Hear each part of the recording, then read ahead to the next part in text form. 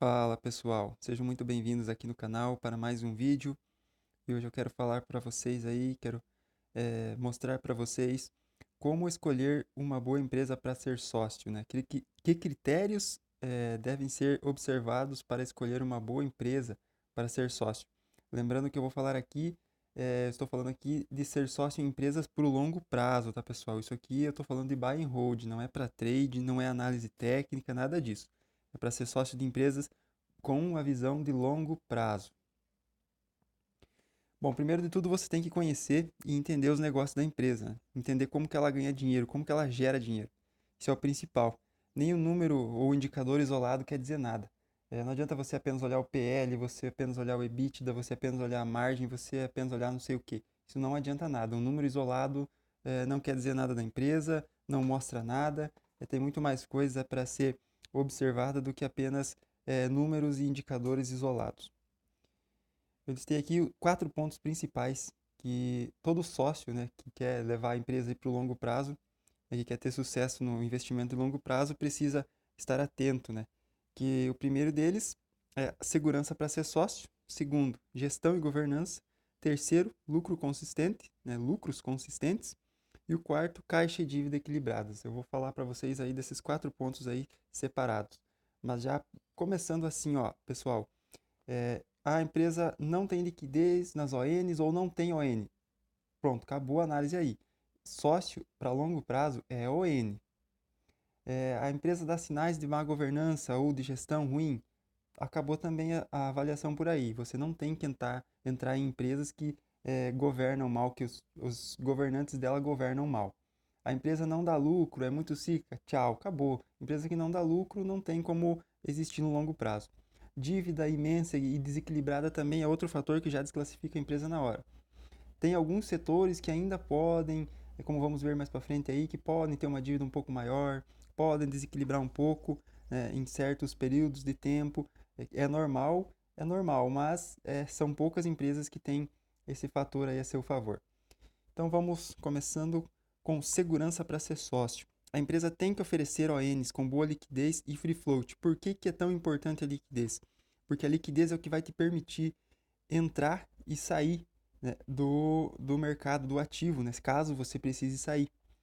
É, Sócio, entenda uma coisa, pessoal, sócio é ON. Por que, que sócio é ON? Porque ON são as mesmas ações que o dono da empresa tem, que o controlador da empresa tem. O dono tem ON. Então, se você não tiver ON, você não tem as mesmas ações que o dono. PN são preferenciais. Empresas que só oferecem PNs, elas não querem sócios, elas querem financiadores. É diferente. Também a empresa precisa possuir tag along de pelo menos 80%. O que, que isso quer dizer? Quer dizer que, por exemplo, digamos que você comprou lá uma ação a R$ 50. Tá, passou um tempo, aí o controlador, né, o dono da empresa, decide vender a empresa. Aí ele vende por R$ 100 cada ação. Se você não tiver o tag along, você pode ganhar 10 e não vai ter como reclamar. Com o tag along de pelo menos 80%, você tem a certeza que você vai receber pelo menos 80% do que o dono ou o controlador recebeu pelas ações caso ele venda. Entendeu? Por isso que é tão importante possuir o tag along de pelo menos 80%. Se não tiver tag along, esquece, acabou a análise ali. A empresa não é boa para ser sócio. Agora vamos falar sobre gestão e governança. A gestão tem a ver com como a empresa é gerida, como que o controlador lá gere o negócio. E a governança é a relação dela com os sócios minoritários. Esses são critérios mais subjetivos e mais difíceis de avaliar. Geralmente essa análise vem com o tempo, né? Acompanhando a empresa, vendo os releases de resultados, os sites de RI da empresa, acompanhando trimestre a trimestre ou anualmente. Isso leva um tempo, né? Por isso que deve sempre entrar nas empresas. Quando você vai aportar numa empresa, você decidiu aportar, analisou tudo bonitinho, você vai entrar, entra devagarinho, coloca um pouquinho, vai acompanhando, depois coloca mais um pouquinho e vai entrando aos poucos. Nunca entra com uma bolada só de uma vez, vai sempre entrando aos poucos e conforme a empresa vai evoluindo, você vai entendendo o negócio da empresa, você vai aportando mais e mais e mais com o tempo. Aí você consegue entender como a empresa gera dinheiro, você começa a entender os negócios da empresa, aí é a hora de você começar a entrar com um pouco mais de grana na empresa. Outra coisa muito importante também sobre a gestão e governança é você sempre observar os planos da empresa, né? E se ela cumpre as expectativas e o que promete nos relatórios que ela faz, sempre tem lá as expectativas da diretoria para o futuro, né? Então é bom você sempre estar alerta para isso e você ir acompanhando, ver se eles estão cumprindo mesmo com isso que eles estão prometendo, né? Então nos relatórios sempre vai ter aí, que as empresas divulgam, sempre vai ter aí as expectativas, né? Geralmente tem. Então é muito bom, é um bom ponto você ir acompanhando isso daí também. Agora vamos falar de lucros consistentes. Quando eu falo de lucros consistentes, eu estou falando de lucro líquido, geração de caixa, EBITDA, estou falando das margens, fluxo de caixa líquido. É que com esses indicadores você vai entender como a empresa faz dinheiro. E no fim é o que importa, né? Porque é o lucro líquido que vai remunerar os sócios aí no final do dia. Então, sobre os lucros, vamos começar falando então sobre o lucro líquido, né? Se a empresa não dá lucro, ou fica oscilando, um ano dá lucro, um ano dá prejuízo, aí um ano dá um lucro bem grandão, no outro ano dá um lucrinho, acabou a análise, acaba aí, o lucro tem que ser crescente e consistente.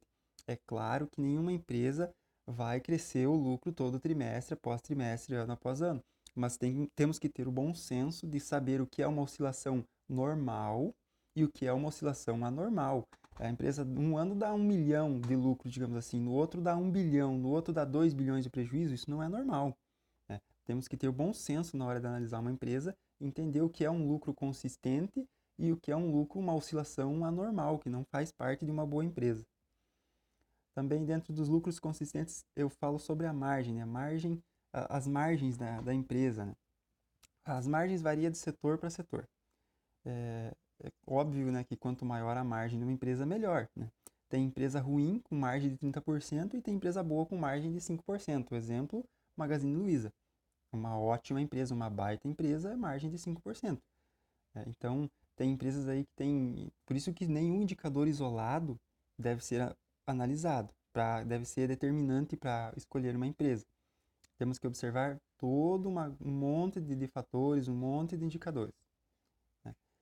É, Você tem que ver, né, quais as margens do setor que a empresa está. Por exemplo, você pega lá setor de varejo, você pega 3, 4 empresas e compara, para ver se aquela empresa que você está querendo entrar, ela tem uma margem mais ou menos parecida com o setor, né, setor de varejo. Geralmente o setor de varejo tem as margens menores, né? Então você tem que comparar, você pode comparar várias empresas do mesmo setor e comparar para você ver se as margens daquela empresa que você quer entrar, né, está de acordo com aquele setor. Se tiver muito distorcido, uma coisa muito absurda, tem que dar uma olhada aí, porque pode ter alguma coisinha de errado, né? Agora vamos falar também sobre o EBITDA, né? O EBIT, que também entra aí nos lucros consistentes, né? São os lucros antes dos impostos e juros. É basicamente o resultado operacional da empresa. Tem que tomar muito cuidado também quando o EBITDA, né, o EBIT, perdão, o EBIT for muito maior do que o lucro líquido, porque pode significar aí que a empresa tem algum desequilíbrio também nessa parte aí. Óbvio também que o lucro operacional, quanto maior, melhor, mas tem que tomar cuidado aí nesse ponto. Caso ele for muito grande, aí pode haver um desequilíbrio na empresa. Em relação ao lucro líquido, né, pode haver, não estou dizendo que tenha, mas pode haver um desequilíbrio na empresa. Também tem o fluxo de caixa. O fluxo de caixa é um dos indicadores que melhor mostra a situação atual do caixa, né? O fluxo de caixa é o indicador chamado FCL CAPEX, que é o fluxo de caixa livre CAPEX. Quanto maior, melhor, né? Isso então são os lucros consistentes. O fluxo de caixa livre CAPEX você também sempre acha aí nos releases, né? O CAPEX, que é o investimento em imobilizado da empresa, você vai conseguir ver também quanto que a empresa está investindo aí em imobilizado, né, melhorando fábrica, comprando mais terrenos para fazer fábrica, essas coisas assim. Então, deixa eu ver mais aqui o que eu tenho aqui para falar. Agora acho que vamos falar então sobre a caixa e dívida equilibradas, né? Um indicador muito bom sobre caixa, para você ver a caixa e a dívida da empresa, é a dívida líquida dividida pelo EBITDA, né? Pega a dívida líquida, né, da empresa e divide pelo EBITDA anual. É muito o padrão aí desse indicador, no máximo 3 vezes, né? Mas há empresas aí de alguns setores que podem ter um número maior sem haver um desequilíbrio. Por exemplo, o setor elétrico. O setor elétrico ele pode elevar um pouco esse número aí de 3, né? Para 4, 4,5, até 5 talvez, dependendo da empresa, tamanho da empresa.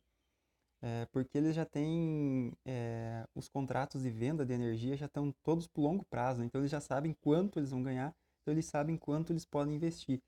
Mas tem setores também que não podem ultrapassar muito isso porque não vai haver um desequilíbrio, né? É fundamental para o sócio e para a empresa funcionar bem.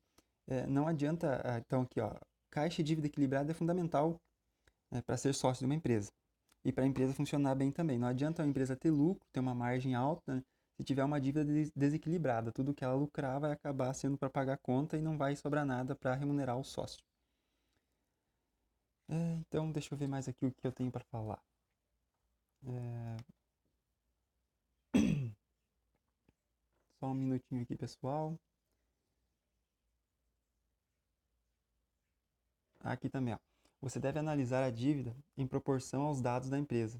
Deve-se comparar aí a dívida em proporção ao patrimônio, ao lucro e ao EBITDA, né? Se a empresa cresce, é natural também que a dívida cresça. Então, o que isso quer dizer? A empresa está crescendo a dívida, você tem que ver se a empresa está crescendo. Se o EBITDA dela está crescendo junto, se o lucro dela está crescendo junto, se o patrimônio dela está crescendo junto, porque geralmente ela faz dívida, ela se alavanca, uma empresa se alavanca para investir para poder gerar mais lucro. Ela investe numa fábrica, ela investe num equipamento, num software, em alguma coisa que vai fazer ela gerar mais lucro, que vai gerar mais EBITDA, que vai gerar mais caixa, que vai crescer o patrimônio, que vai deixar, que vai remunerar melhor o sócio.